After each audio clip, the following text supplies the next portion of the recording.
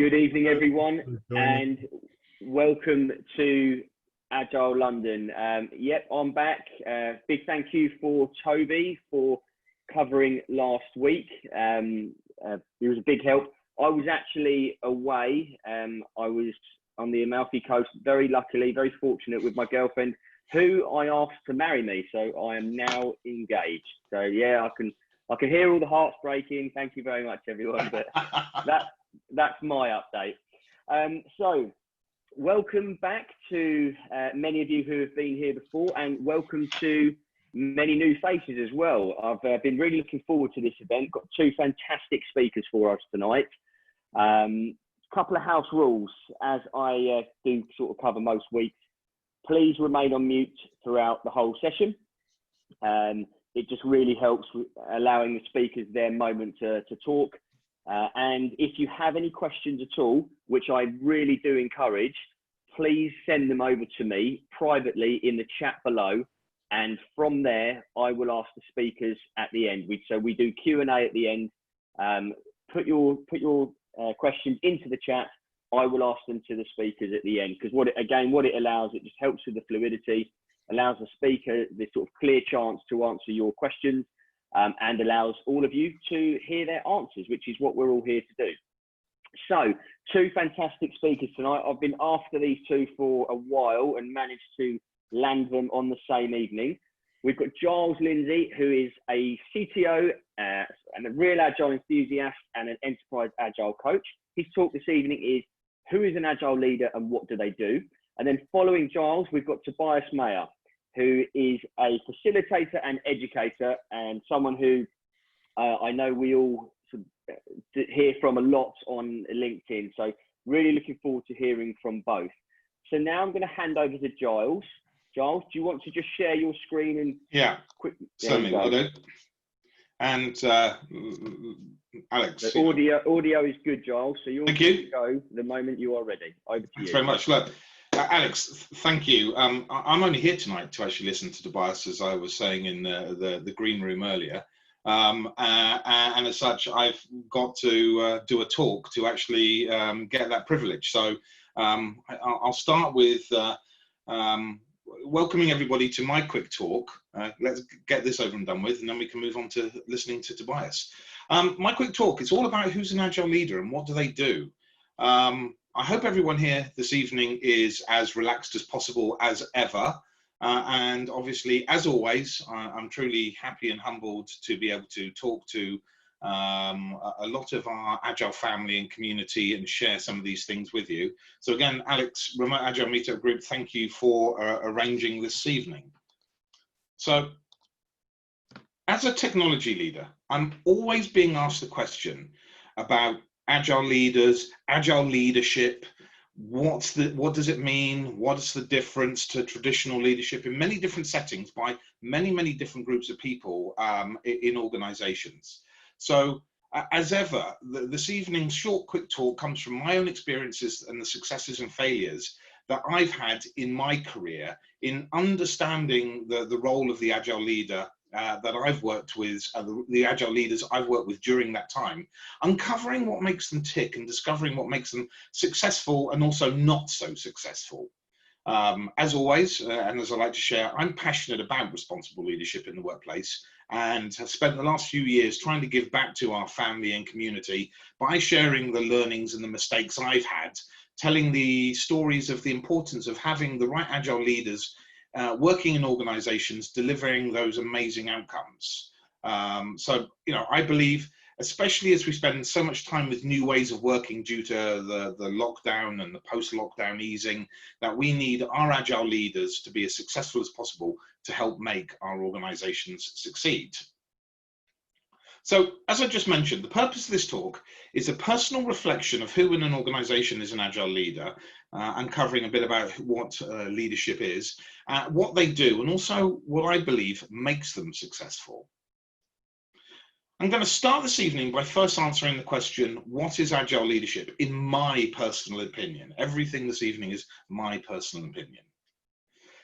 Agile leadership is the practice of creating change that helps build a truly agile organization. That's it in a nutshell. End of talk, no kidding. Agile leaders will have a passion for learning, open innovation, developing people, and can create and communicate that vision of an organization. It's also the craft of creating the right context for self-organization within an environment where teams collaborate, learn from each other, get quick feedback from users, and are focused on quality and continuous learning. These leaders focus on principles such as designing and improving the culture, facilitating teams to take ownership, coaching these teams to understand the agile mindset, promoting and learning, and feedback from experiments and failures, and co-creating long-term goals with the teams so that they know what they're aiming to achieve. Additionally, these people in these leadership roles have to operate well in a wide range of circumstances, especially new, changing, challenging, and often ambiguous situations. Now, one thing I often hear or read or get into great conversations in person or online about is something along the lines of, why all the talk about agile leadership? Is there really something so special about it? I'm pretty sure it's just plain old leadership. I've also recently heard of people saying that the conversation of agile leadership is limiting its success in organizations that want that excuse to go back to how things were before, under bureaucracy and command and control. So shifting traditional leadership activities to agile leadership often begins with pivoting focus. Traditional leaders make sure people do things right, which is great, can't complain with that. But agile leaders make sure people do the right things. Agile leadership draws upon the latest theories and research in leadership psychology. Topics such as emotional intelligence, positive psychology, flow, empowerment, self-determination, systemic thinking are all included in the agile leader's approach to leadership. Recent research from the last couple of years from firms like McKinsey confirms that agile leadership and how it shapes culture are the biggest barriers to and the biggest enablers of successful modern organizations. Traditional leaders need to extend and would say transcend their competencies to make them successful, that made them successful in the past, to be successful in the future with new ways of working. Now, these insights from McKinsey mention there are 3 sets of capabilities and competencies needed for agile leadership. They must transform themselves to evolve new personal mindsets and behaviors. They need to help transform their teams to work in new ways. And they need to help transform the organization by building agility into the design and culture of the whole enterprise. As well as those required leadership competencies and capabilities, I also believe there are 4 modes to successful agile leadership. Firstly, the technical leader, who tends to be more risk averse and creates their own certainty in dealing with ambiguity. Then there's the cooperative leader, who builds teams around uncertainty to mitigate risks and disambiguate problems. The collaborative leader, who approaches ambiguity by consensus and then gets the team to examine the issues together. And finally, the generative leader, who uses ambiguity to create opportunities to innovate within the team. Now I want to answer the question, who is an agile leader? Again, in my personal opinion. An agile leader is someone who focuses on the needs of others, acknowledges other people's perspectives, helps people meet their work and personal goals, involves people in decisions where appropriate, and helps build a sense of community within their teams. Hopefully no one's going to disagree with this. But what does an agile leader do? In a nutshell, it depends. It depends on context, what's working well today and what's not within our organization. But I reckon here, everyone here tonight has a good, if not great grasp on the answer to this. We could happily sit here all evening discussing this topic, but sadly we have 20 minutes. In addition to things that are simply a given, like determination and energy, what other characteristics do Agile leaders have? Thinking back to the best Agile leaders I've worked with, a few key leadership traits that come to mind are self-awareness, ownership, humility, empathetic listening skills, so important, courage and risk-taking, trust, ability to see and optimize the whole, and that ability to motivate and possibly inspire others. So, who in an organization is an Agile leader? Think of the role of the Agile leader as a placeholder for whatever you decide to call the role. Now, it's going to depend somewhat on your organization and how you organize your work accordingly. An Agile leader could be a coach, an executive, a product owner, a project manager, a Scrum Master, a release train engineer, a coordinator. The list goes on and on and on. But one mistake I've wrongly seen happen several times: you don't necessarily need to go out and hire someone specifically as an Agile leader within your organization. You may already have many Agile leaders. So for whoever's in the position, it is a critical function, and it needs to be a key part of any organization for any complex cross-functional endeavor that involves more than a handful of teams. The person or persons in the role needs to be motivated, dedicated, skilled, living and breathing the Agile mindset and philosophy that supports it. Now, the reason I say persons is that the Agile leader doesn't necessarily need to be one person. It can be a pair, a small close-knit team, as long as they collaborate tightly and speak with one voice. While it seems obvious, these Agile leaders need to not only be strategic, but also effectively lead in the present to address any issues or challenges the team may be currently facing. Agile leaders must also inspire creativity and innovation within employees, so that as the organization moves forward, employees are directly contributing to its successes. You can't always rely on what worked yesterday to solve tomorrow's problems. So Agile leaders need to use their experience as a tool, but mustn't rely on it solely to solve problems. Agile leaders take pride in being resilient and creative in what they accomplish by ultimately being flexible and open to change. Agile leaders are those who can adapt to an ever-changing and uncertain environment. Learning from this prepares them to handle whatever happens next and makes them an excellent role model for others.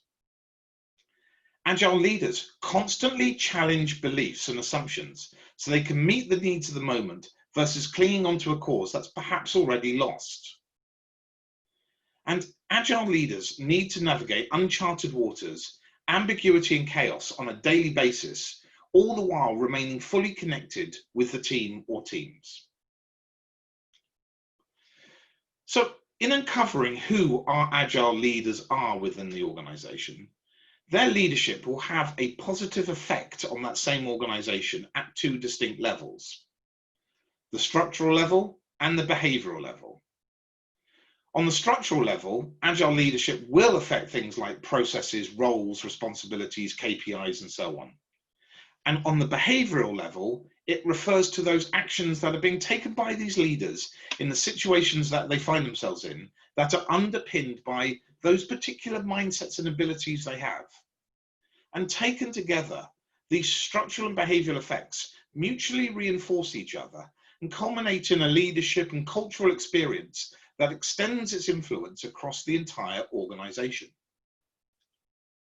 Now, talking of influence, the following points for me are key to understanding the role of the Agile leader, as well as shifting the focus away from a conversation of, is there a difference between traditional leadership and Agile leadership, towards what I think is the right conversation of just talking about the difference between leading and managing. Leaders and managers both mobilize people, resources, and explain the vision. But that's where the similarities end. As I've said before, leaders focus on goals, managers focus on tasks. Leaders take risks, managers mitigate risks. Leaders sell it, managers tell it. Leaders go against the grain, managers go with the flow. Leaders motivate, managers approve. Leaders inspire trust, managers expect control. Leaders foster ideas, managers assign tasks. Leaders innovate, managers use what works. With all those points raised on the last slide about what Agile leaders do daily and how they behave, it's clear to understand that Agile leadership throughout an organization is harder than traditional leadership. If you're doing it right, you're caring a whole lot more. And these Agile leaders often become the filter between the harsh top-level objectives from the senior managers and truly trying to motivate their teams, making that difference and enabling successful outcomes. Agile leaders must help organizations and those senior managers understand that Agile isn't some kind of anti-bureaucracy and that they should not fear a loss of control. Agile leaders need to understand that they have to help coach the senior management team to understand what it is they are committing to, which I believe is a quote from W. Edwards Deming. They must also ensure they're providing the guidance required and advising the senior managers of the approaches being taken by the teams, making sure they're bringing them on the same journey.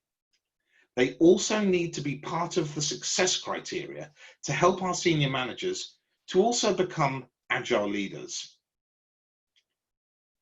As such, an Agile leader is by necessity someone who lives and models the Agile mindset and philosophy, i.e. someone who is pragmatic, knowledgeable, flexible, open, responsive, not someone who is prescriptive and bureaucratic. Now, successful businesses that can claim to be genuinely Agile are those whose leaders and people successfully adopt the Agile mindset and philosophy at its core, not only from its people and culture, but also its structure and technology, i.e. being Agile and not simply just doing Agile. Those leaders that adapt to the continuum of Agile will see improvements over time versus those that don't adapt due to their fixed mindset, where they go through the motions of just doing Agile for some reason because of some wider company directive or something from senior management. However, as non-Agile leaders wrongly believe, this mindset does not simply see things in a polarized view, i.e. Agile or not. This mindset is that set of attitudes that support a truly Agile working environment and are Agile leaders who work within it. And these things include things like respect, collaboration, improvement, pride in ownership, delivering that value, courage and experimentation, and the ability to adapt to change. This mindset is also necessary for our Agile leaders to help cultivate and grow those high-performing teams who in turn deliver amazing value for the customer. This mindset is also independent of terminology, labels, processes, and if this mindset is cultivated by the leaders and nourished, the teams will experience amazing outcomes. Happy employees delivering great value and great results. Ultimately, being Agile is all about embracing that mindset or philosophy. In my experience, when people in an organization have the right leaders and mindsets, it hardly matters what tools, processes, practices, procedures they are using. It makes things come out right.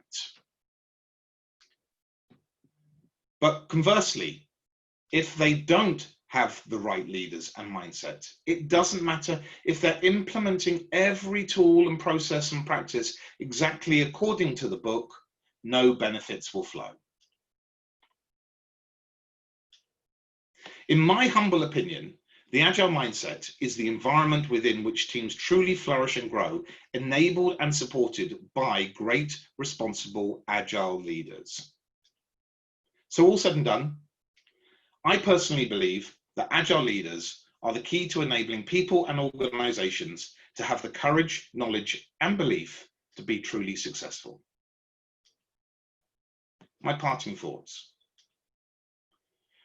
True Agile leaders, and possibly because of some of the points I raised earlier, some might even say true leaders, embrace every aspect of agility, set a clear vision that their team can embrace and own, believe in their mission and live it on a daily basis, build a culture of self-organizing teams, create an environment that allows Agile to flourish, focuses on what really matters, delivering value, helps their team members take care of the customers, and finally for me, are awesome. So my last page, my last question, final question, have your say. What does Agile leadership mean for you? On screen, you will see a QR code and a short URL that will take you to a 2-minute survey I'm running throughout 2020, where you can answer this and a couple of other questions too. The outcome of this is going to be a report into the challenges that are affecting Agile leaders in the workplace, nearly 20 years on since the launch of the Agile Manifesto, and what we need to do together to come and resolve them. It's going to be published in a white paper in early 2021 to coincide with the 20th anniversary of the manifesto. Now, I hope I can come back at a future event and share the findings from this research, leading on to further workshops, projects, collaborations with the Agile champions and leaders, providing and sharing the answers and solutions to these challenges, allowing these new ways of working to simply become commonplace in organizations, enabling that greater business agility and responsible leadership to be successful. Thanks everyone for listening to my talk today. Giles, thank you very much. That was absolutely fantastic. Exactly everything I'm sure we'd all hoped for. Everyone, make sure that you do use your phone camera to access that and get involved in the survey via that URL. And yeah, again, Giles, would love to have you back early next year as well, although you are speaking again with us on the 6th of October, our next Super 6. But yeah, absolutely. When the results come in on this one, would love to get you engaged again on here and have you speak. Can I just ask you to unshare your screen? Certainly. I can always share it again later if anyone needs the QR code, but I will stop sharing now. There we go.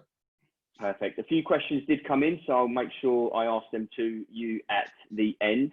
Okay, I'm now going to hand over to Tobias. So Tobias is a facilitator and educator, someone I'm sure if you are on LinkedIn as much as I do, you can see he's very, very active and very passionate in the Agile space. So I'm now going to hand over to him, and his talk is on is with Scrum as Alchemy. Over to you, Tobias.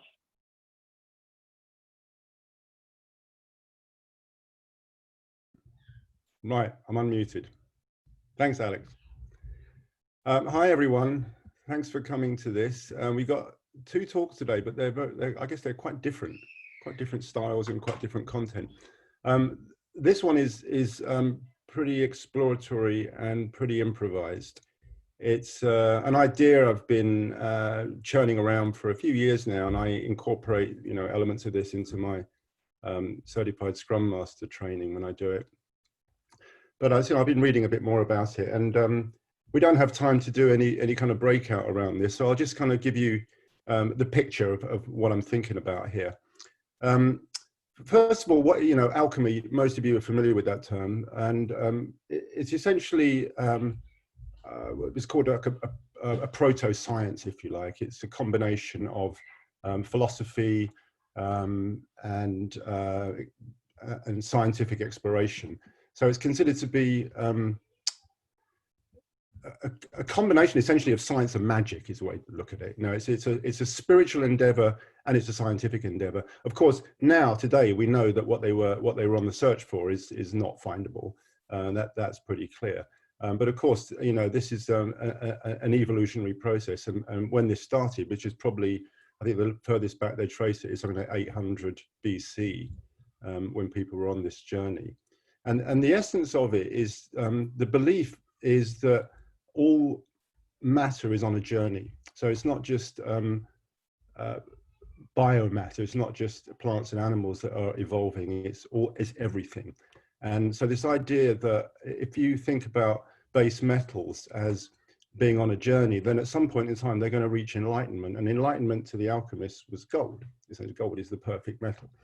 And so they thought, well, maybe they can speed this process along, and in doing so, learn something about the nature of things. And so they, these guys spent literally centuries learning from each other and trying to discover this thing that they called the philosopher's stone, which was the essence of everything. It was the thing that it was like the catalyst, if you like, the thing that was going to transform base metals into gold. But there was also this spiritual aspect of it. And so some of the alchemists later in around the Middle Ages, and perhaps prior to that as well, were seeking it in a more of a spiritual way. It's about transformation of perhaps of human beings. So if you can reach a higher plane, you go through a similar alchemic process between kind of being someone who hasn't given any thought to spirituality at all, and you can go through this change process where you kind of come out enlightened at the end of that.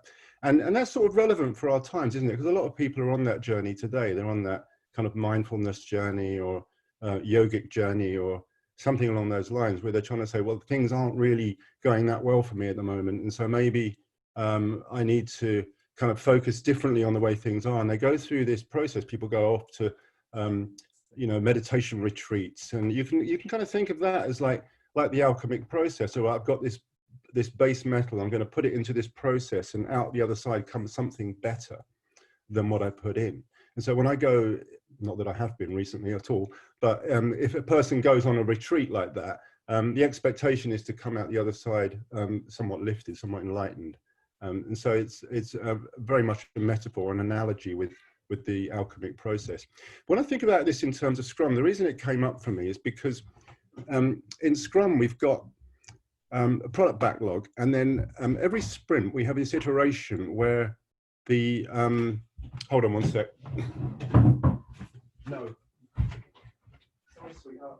See you later. Joys of working from home. So in Scrum, we have a product backlog, and every sprint, every 2 weeks or so, we take some elements from that product backlog and we figure out how we're going to transform it. So the sprint process in Scrum is a transformation process. It's taking words on index cards or some form of requirement and putting it into this process where no one really understands what goes on. That's the intent, right? We pull away, and if you listen to what Giles was talking about earlier, it's not about micromanaging and directing people and setting them tasks. It's setting them goals, right? So we set the goal at the beginning of that sprint, and out the other side comes something better than what went in. That's the hope. Something that is valuable and worthwhile, which is the valuable software that we're delivering at the end of each increment. And we get a chance to perfect our process as well. So every time an alchemist would attempt something, it would fail pretty much. There wasn't any successful alchemists, I think. But maybe in the process of doing that, they had some better ideas, and they would feed those better ideas into the next process. So we've got, that was the empirical process part of alchemy. So it's part science, part magic. So the magic was the belief, the animism belief, essentially, where people thought, well, there is something greater in the world for everything, not just for human beings, but for everything. There's something greater. And so when we're attempting an organizational change, you can take this larger than just the sprint by sprint thing. We're attempting an organizational change. People are saying, we feel base. We don't like what we're doing. It's not working for us. This is sort of the lowest level. How do we reach some form of organizational enlightenment? Now, they don't use that language, of course, but you can read it into there. They want something better than what they've got. Gold is better than mercury. Gold is better than lead. If we can get gold, then what is that process we have to go through to get there? So that's the metaphor, really. That's the analogy, and I think it helps me to teach Scrum, because there's always this idea of rigidity in Scrum. It's this documented process. It is unchangeable. It's rigid. You have to do exactly what the Scrum guide says, otherwise you're not doing Scrum. There's all this sort of thinking around it, but really it's a structure, it's a framework, kind of like a lab setup that an alchemist might have had, but it didn't determine what the ingredients were, what the metals were, what the different combinations of things were that they were trying out. And so Scrum gives you that same possibility. Now, the alchemist has control up until the point where the process takes over, right? So the product owner and the stakeholders and the anyone else who management, leadership, they have control up until the point when the sprint starts. Then they don't have control. Then they have release, right? That's what they have to do, is let go and see what happens. And now if the ingredients that have gone into the sprint are clean and well understood and have clarity, then the likelihood is that the process is going to work more effectively than it would if you put crap in. In software testing, we use that term garbage in, garbage out. You know, if what you're testing, if the inputs for your testing is nonsense, then the output's going to be nonsense. So you have to know what the inputs need to be. So a sprint, another metaphor for the sprint, of course, is black box, like black box testing. We don't know what happens when we do black box testing. We just know what goes in and what comes out. And we have expectations of what comes out as well. So the sprint is this mystical process almost. And some people have asked me, so how does it work, Scrum? And I kind of very tongue in cheek, I sort of say, well, it's like magic. It just kind of works like magic, which goes down not always so well with people, you know, well, what does that mean? But it's got, just as the description of alchemy is a combination of empirical science and magic. Well, we have that in Scrum. We have empiricism, right? We're learning all the time from the output of the previous thing, what to put in for the next thing and what to put in for the next thing. And so we go through that process. So that's essentially, you know, the metaphor for the alchemic process. Now, the other aspect of alchemy that's an important one to remember is this thing called the philosopher's stone. And the philosopher's stone is it's got a long history across many different cultures in the world. It's certainly not just a Western thing. It's Western and Eastern, and it goes back. It's essentially the search for the elixir of life. You know, this idea that if you discover the philosopher's stone, then you can do all the alchemic processes because it has the power to turn to transmute, essentially, to take things from a base state to a higher state. So that's the catalyst. That's the element that people were searching for. So they would search for it by trying to make it or trying to look for it, and sometimes it was considered to be a solid thing like a stone, which is obviously where the name comes from. But other times it was more of an elixir. So elixir of life is also another term that is used for the philosopher's stone. And the belief was that if you were in possession of this and you were able to imbibe it in some way, then you would have a longer life. Okay, so it wouldn't maybe give you eternal life, but it would give you health and well-being and a longer life. Now, if you think about what we try and achieve when we bring Agile into organizations, well, I'll talk about Scrum in particular. The Scrum team, XP team, one of the XP principles was sustainable pace. It was working in a sustainable pace. So sustainable pace gives you longevity. We don't burn out when we do sustainable pace, right? So burnout is like death, right? You can't work anymore, and your work becomes shoddy and rubbish, and you start coding and bugs and stuff like that. So Kent Beck and the others back in the day were talking about, well, let's find a pace of work. No one should ever work more than, I think it was 40 hours a week, then probably maybe 35. And that's a pace that we can work at, and that gives long life, essentially. So the Scrum team is in some ways similar to that philosopher's stone or that elixir, in that they give the organization and they give themselves as a group, as a team, long life. There's an XP team I've known about for a while, and I heard it from the mouth of the guy that founded this team. I think they started, it's Menlo Innovations is the company, and the XP team that began there was very soon after the Agile Manifesto came out, I think. You know, it was late, or maybe even before, it was like late 90s, early 2000s. And the team has been going, obviously with people leaving and joining, but the same team has sustained throughout 20 years or so, because they've got this elixir of life. They've got this length of time that keeps them going where most other teams would fall apart and most other organizations would kind of succumb to outside pressures. And Menlo Innovations have been, you know, if you might know of them from a book called Joy Inc., That's a book written by the founder of one of the founders of the company. So they have a good time, basically. So these are some elements to give some thought to when we're considering a process like Scrum. You know, it's not rigid. It's open and it's flexible. It requires really thoughtful inputs, and the more thoughtful the input, the more you're likely to get out what you want on the other side. And the more you can just kind of trust the process, the better. In an alchemic process, like any chemical process, you can't control it. Once you put the stuff together and put the catalyst in, whatever that happens to be, then it's out of your hands. And it would be lovely if leaders, managers could think, could not so much think, but actually recognize the necessity for release, right? I've done all I can to prepare this thing. I'm now going to let it go. And I'll only come in if members of the team call me in.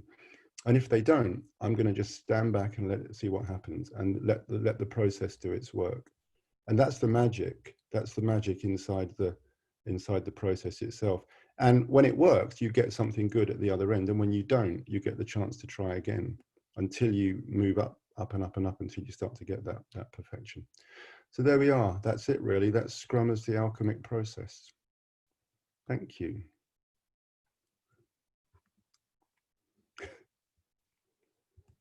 Thank you very much. Yeah, it was a bit of a fast one, that, wasn't it? But I know I'm on time. I'm a minute before. Yeah, you were good. You were good. That was great. It was great to hear from you. So a couple of questions have come in. A couple individual and some have come in for you both. So Giles, I'll go to you first as Tobias has just spoken, and then Tobias, if you just jump in with your answer straight away after that, that would be great. So to both of you, as Agile leaders, what challenges have you faced over the last few months and how have you overcome them? Giles, I'll go to you first, and then Tobias, I'll come to you second. I think initially, yeah, I'm off mute. I think initially, and I was having this conversation with somebody this afternoon. The biggest thing was an element of trust, and actually having to allow that trust to actually happen and happen naturally in the workplace. For me, mobilizing teams to suddenly move away from an office in London and get everybody to suddenly shift to wherever they are. Some people actually leaving the country to go back to, you know, other places in Europe. Some people going back to their parents' home and ultimately having to give up flats and other places where they may have been living. That mobilization was obviously the biggest challenge. And actually proving to the C-suite within these companies, myself, my wife's company, other places as well, that you know what, you can trust the people, especially those leaders that hated the sort of probably the concept of working from home. And were very anti it because for whatever reason they wanted that element of command and control. They didn't believe that people could, for some unknown reason, be allowed to crack on and get on and achieve successful outcomes while working from home. And I think for me, that one show and tell that everybody just got on together, became a community online, a virtual family instead of an in-office one. And they earned the trust overnight that they were actually as effective, if not even more effective in some ways, doing things virtually. And I think those are probably some biggest challenges that we've got. Now, of course, this is short-termism. To answer the question fully with about 30 seconds more, it's about what's next. It's about when we go back into the office environment, you know, do people want to? Some people have got to find new places to live. Some people have got to come back from other parts of Europe. How are we actually going to mobilize in offices? What's the laws around meetings and that sort of coordination, cooperative workspace that we have in the Agile world? These are all things that we've yet to find out. And yet I'm hopeful that, you know what, it'll be a few minutes for us to work these things out and we'll crack on and get it done. And it'll just become the new norm, just like we've had for the last 4 months. Oh, over to me. So challenges that I faced. It was, as an agile, the term agile leader is an important term. I've never really identified with it. Some people who know me, I talk about citizenship. So I feel like I'm an agile citizen. I'm a citizen of the agile space, citizen of the world, of course, as well. But as as who I am and what I do, what were the challenges I faced? It's interesting because I don't have a real job. Like I don't belong to a company. I don't get paid by anybody, and I don't go to work. So when lockdown happened, the challenge that hit me on that was all of the other people who do this sort of similar work to me, and certified Scrum trainers and so on, and other facilitators, immediately jumped into the virtual space and were like off and running with it. And I had no familiarity with it, so I didn't want to do that, and I never liked it. I really valued my human to human, all five senses interactions with people, and so I wasn't really interested in doing this thing. So the challenge for me personally on this was like, how can I survive and not earn any money, because there was like no work? How can I survive and not earn any money, and how long can I do that for? That was my biggest challenge, and I did it for 4 months, and it got quite hard. And it was clear that things weren't going to change, and it wasn't just going to go back like I was thinking, oh, we'll just last a couple of months and we'll all be back at work. And clearly that is not happening, and probably not going to be that way for a long time. So my personal challenge was to reinvent, really. It's like, I can't do what I did in person online. I have to rethink it all. And so I think that 3 or 4 months downtime allowed me to process what I might then come back with an offer on. But in terms of the wider world, and not just myself, I've seen a lot of struggles with this, and I've had many conversations now in the last month on distributed teams and what the upsides and downsides of that are. Kind of similar to what Giles was talking about. There are some upsides, and there's a lot of benefits, but there's also a lot of loss, things that we lose there. And a colleague of mine who came to one of those sessions, he coined a phrase that I really liked. Instead of saying, we used to be co-located teams, and you can say now we're distributed teams, or we're dislocated teams is a sort of a negative way of looking at it. He used the term dynamically located teams, which I really liked, because it's like saying our team is not dependent on location. We can work together, we can work apart, we can work from wherever we are. And so for me, that's a really positive phrase, I think. Dynamically, if you're in a team, consider using it, dynamically located teams rather than distributed. So that's all. Thank you. Giles, you mentioned firms not wanting to adopt Agile and that they look to return to old ways of working. What advice can you offer to combat this? And again, Tobias, if you've got anything to add after Giles's answer there, please feel free to. I was just reading a message there. Can you just say the question again, Alex? Sorry. I can't. No problem.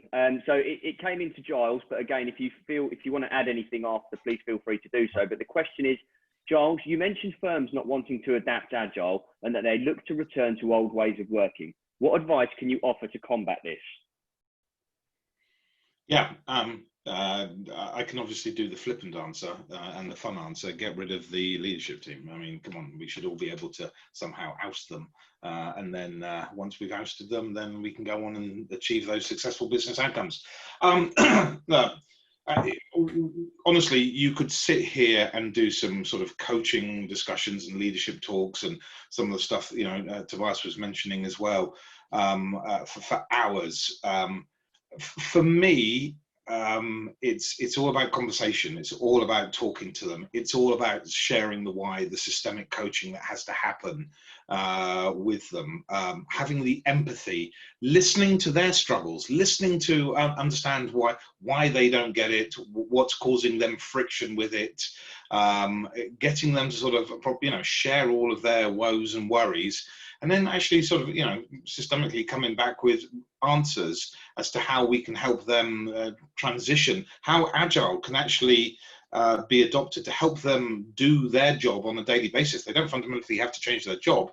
It's just bringing in that philosophy of doing things a lot smarter, a lot easier, removing the waste in process, bringing about some of the smart ideas, the quicker feedback to everything that we want to achieve. Again, things that Tobias mentioned in his talk.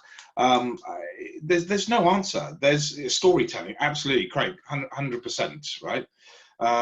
Yeah, I couldn't agree more. The listening. It's all of that that has to be done with that leadership team. They're not going to change in the best parts. I've had some fantastic successes in bringing in the mindset and philosophy and helping the culture change in technology teams, and still really struggled with some of those old school people,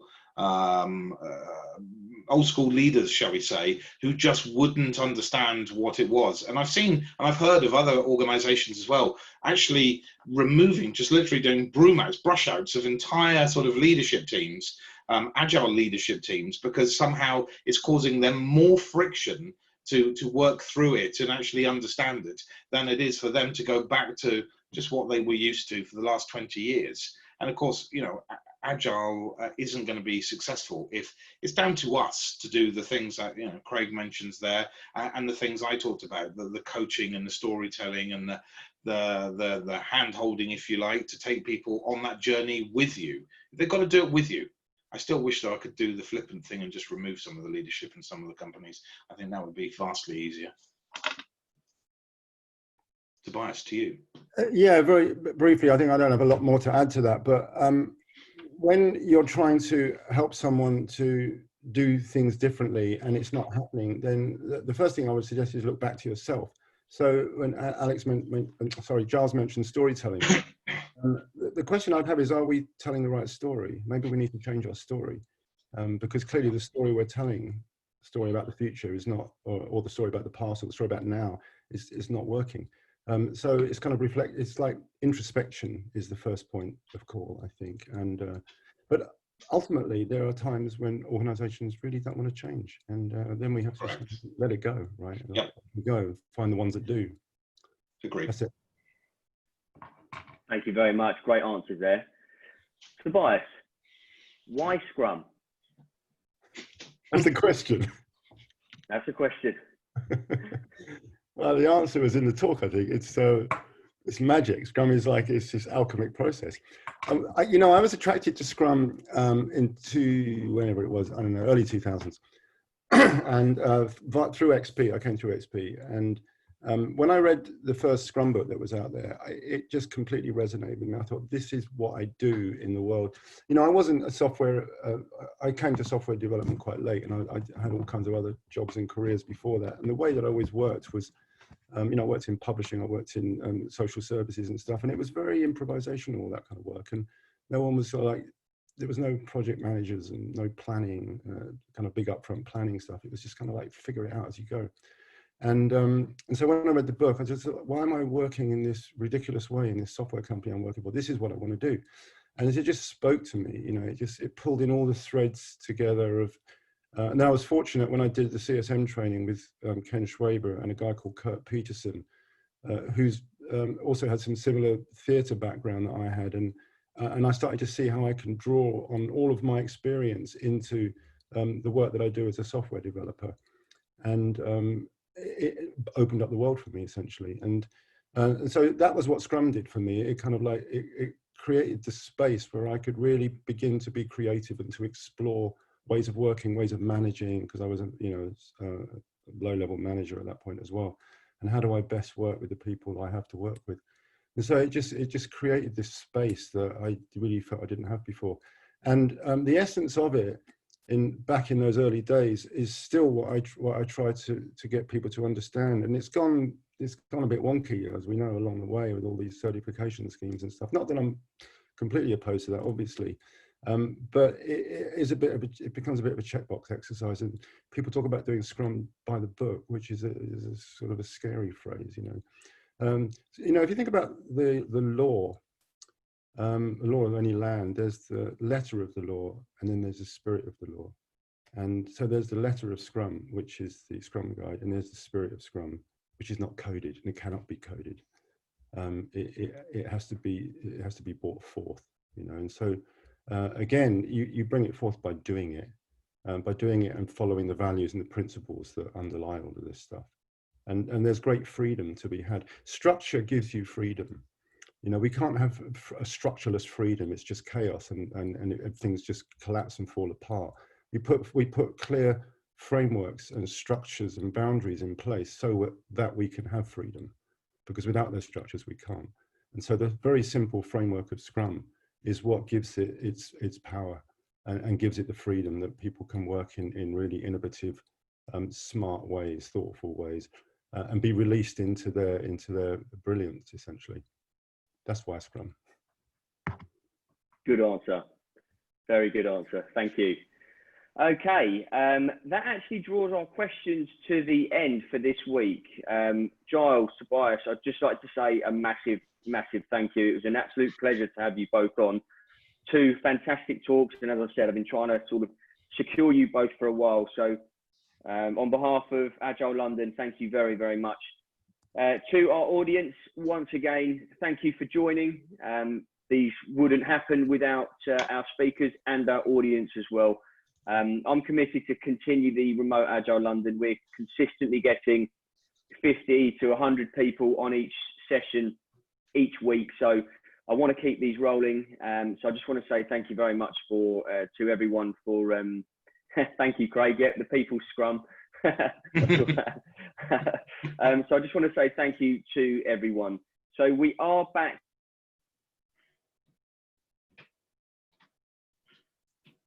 You're frozen, mate. Next week is a session. I'm interviewing 2 people who have written a book and are about to release it. So I'm actually doing a little bit of a different format and interviewing them next week. So make sure you tune in that one. But that leaves me just to say thank you once again to our speakers. Do connect with them on LinkedIn as well. I'm sure they're really happy to engage in more conversation. So thank you to everyone and have a lovely evening. Thanks everyone for coming. Cheers, everyone. Cheers.